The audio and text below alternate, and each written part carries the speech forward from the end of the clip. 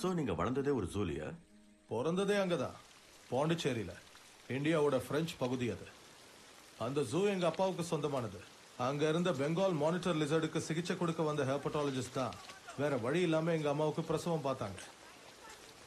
நானும் எங்க அம்மாவும் ஆரோக்கியமா இருந்தோம்.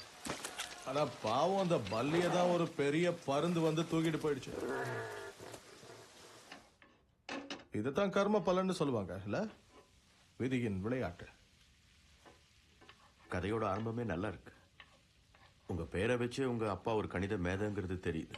அதெல்லாம் ஒரு மண்ணும் இல்ல, ஒரு ஸ்விம்மிங் பூலோட பேரு தான் எனக்கு வச்சாங்க. பையங்கிற பேர்ல ஒரு ஸ்விம்மிங் பூலா? அதாவது என்னோட அங்கிள் பிரான்சிஸ் பிறந்தப்ப அவரோட லங்ஸ்ல ரொம்ப அதிகமா